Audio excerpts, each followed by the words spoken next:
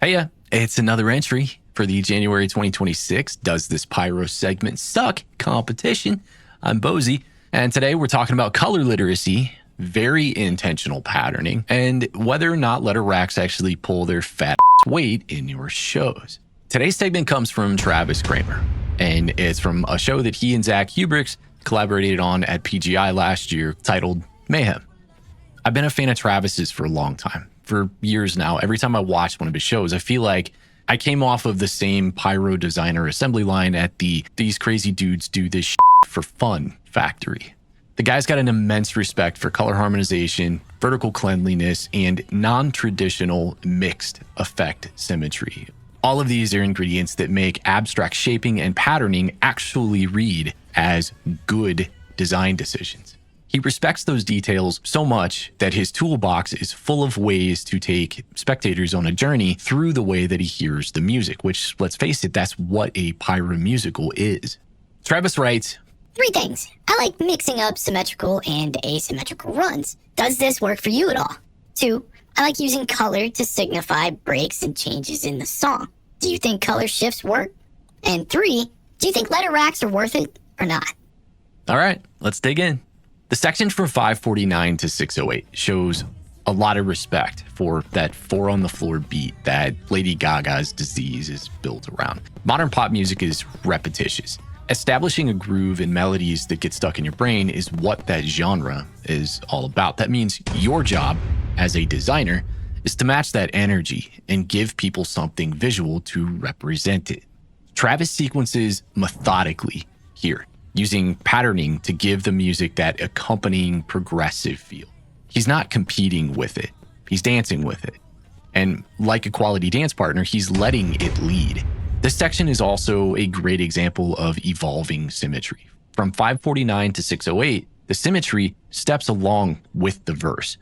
It's clean, grounded, and intentional. When the pre-chorus begins at 608, you're hit with that ascending vocal melody that feels like you just dropped your hand on grandma's piano and you ran it from the bass clef all the way up to the treble clef. Travis responds by breaking the symmetry. Those asymmetrical tendencies give you something new to chew on as a spectator visually while still respecting what's been established before it. And for the song, it works really well. The layered green and purple mind sweeteners at 609 specifically and 611 specifically are a great example. I've seen designers try to do similar runs that end up feeling overdone or lopsided. It's just the poor use of effect on the ends when they cap this kind of stuff off. This, however, didn't feel wrong to me at all. The color harmonization and the effect selection made it feel really balanced, clean, and it was tasteful. This segment is a poster child for tempered focus. Developing focal points is how good designers maintain control over a busy field. When your eyes are down here or over there or up there, that is exactly where Travis intended them to be when he designed the segment. Take the glittering comet run at 614, for example. You watch it very purposely blossom into a peony volley, low to high, clear intent with a clear payoff. When the chorus drops at 627, the sight picture shifts into a totally new color palette. The angled slices go big on that hit. It really opens up the field. Travis still respects the space though, even in that climactic moment. Notice how the slices aren't overlapping. They're occupying their own space. That's a great relative energy match for the chorus. Choruses are big. So is what Travis is showing you. Here's a cool small detail that I really liked. During the fill, just before the chorus, on the last beat, Travis hits you with a volley of white strobing mines. The entire pre-chorus, and the verse for that matter, was dominant in harmonized greens and purples. That monochromatic hit in the strobing mine volley, sitting right in the middle of the color wheel, quietly sets up the color shift into the section that Travis was talking about in his second point. That is a smart use of color. The power of color is one of the most underrated tools in choreographed show design. A strong color scheme and progression can be the difference between something that didn't translate at all and something being totally comprehensive. Travis, you're excellent at this. Now, the letter racks. The run at 639, full transparency, I always read the designer notes after I jot all of my own notes down. I missed it on the first watch. When I later read Travis's comment about letter racks, my reaction was, wait, there's letter racks in this? I do think that letter racks can work.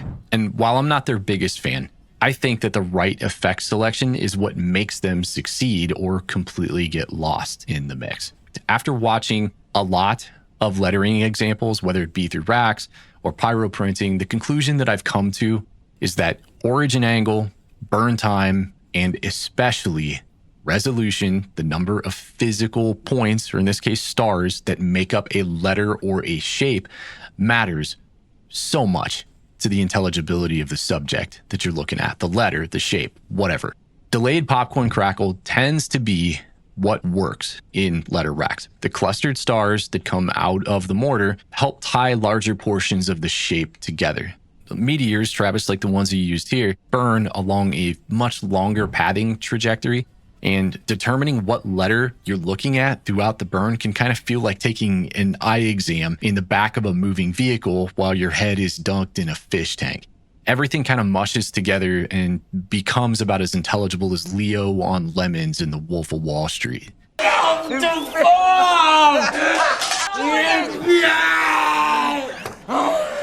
Now, all this said, that doesn't make letter racks bad. They're just tricky and extremely unforgiving.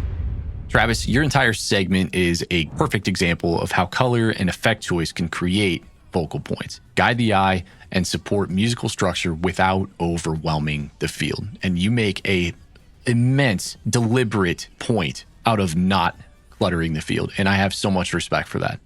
I'm curious for the rest of the community, how do you like to use color in your shows? Do you even think about using color? Do you think about using color intently? Also, I have to ask this one too, what are your thoughts on letter racks? So, does this pyro segment suck? Definitely not. The focus was methodical, and this is exactly how you use color to create interest and separation through your show's progression. Travis, fantastic job. All right, that does it for this one. Until next time, I'm Bozy from the Rhythm Pyro podcast. All we do is yak about show design on that show, so go check it out and cease discussion regarding it. Get featured on Does This Pyro Segment Suck Wednesday by submitting your segment clip at the link below. Every contest cycle, we're picking random winners from our featured segments to win rhythm gear, plus a whole host of prizes provided by our sponsors. Now stop talking about it and go submit. That's it. Pyro segment suck. Is it $1 million or totally f***ed? Light the match, let the sparks fly high, or leave us asking, when did you die? It's Wednesday, baby. Does it suck?